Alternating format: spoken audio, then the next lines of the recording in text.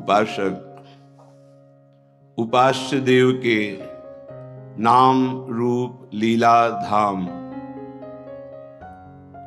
इसी में आसक्त हो जाए, भगवान की त्रिगुणमयी माया का प्रभाव नाम रूप लीला धाम में जो आसक्त चित्त हैं उन पर नहीं पड़ता।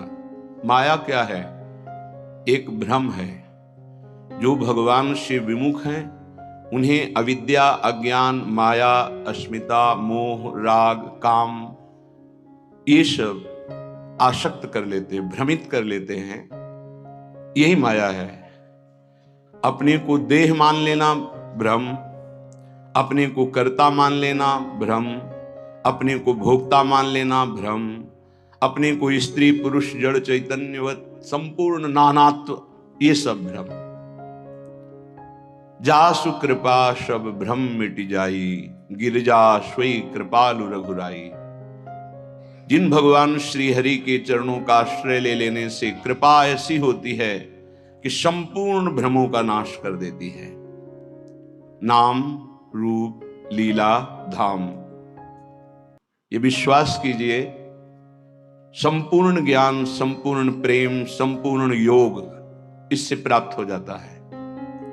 अपने ज्ञान मार्ग में भी चले हैं, योग मार्ग का भी यत्किंचित गुरु कृपा से ज्ञान है, लेकिन जो विश्राम, जो परम लाभ, जो परम सुख प्रियाजू के गोरे चरणारविंद के आश्रय से वो अन्यत्र कहीं भी किसी भी साधन में झलका भी नहीं।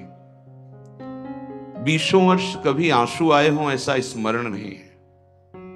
किसके लिए? वो मैं ही हूं। बड़ा कठोर वैराग्य में जीवन पर कहीं भी वो आनंद नहीं जो अनायास बिना प्रयास के गोरे चरणारविंद के भरोसे पे आने पर हो गया।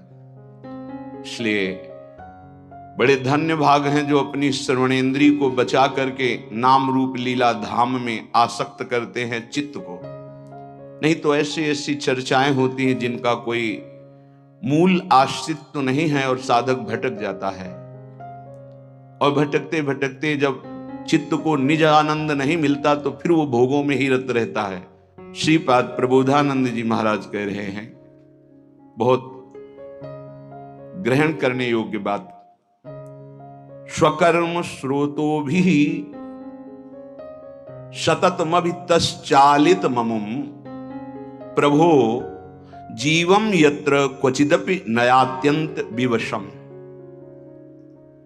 परंत्वे त्वावन्मे भवतु भव दुखार्दित हृदोप्याविश्रांतम वृंदावन पद परिवास्तु रसना। ये सबके लिए बहुत ग्रहण करने योग्य बात है।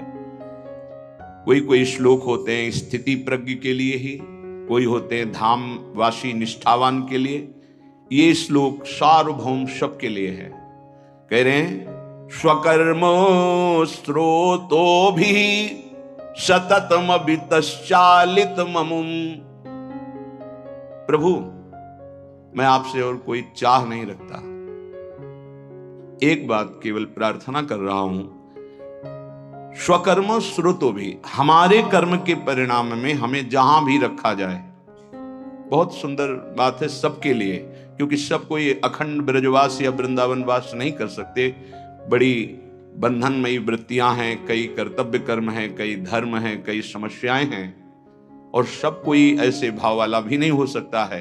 लेकिन सबको भगवत प्राप्ति करने का अधिकार है, सबको भगवत प्रेम प्राप्त करने का अधिकार है। तो कैसे प्राप्त हो?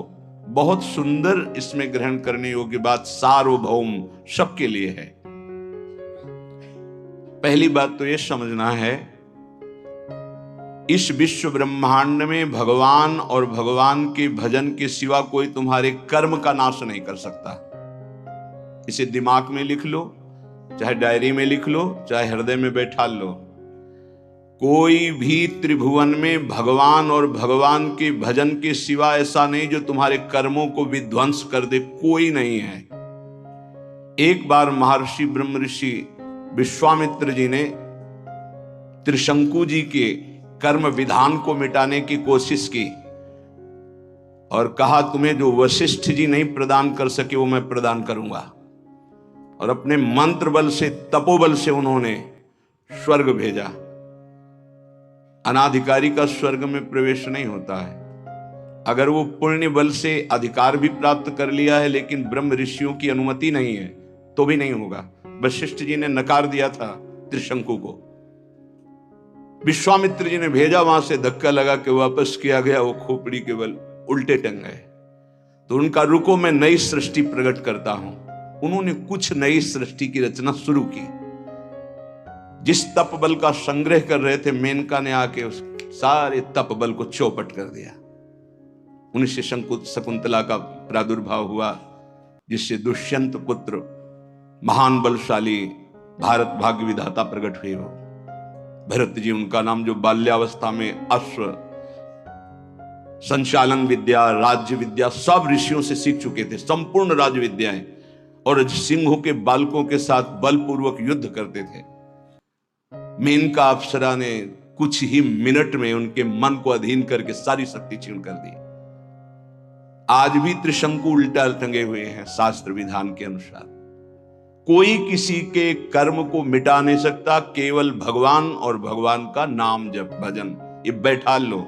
चाहे जहां भाग के चले जाओ, माया के नाटक के सिवा सत्य वस्तु केवल श्री भगवान है। वो खुद अपने श्री मुख से कह रहे, मामेव ये प्रपद्यन्ते माया में ताम तरन्ति। इसमें किसी का कोई तर्क काम नहीं करेगा।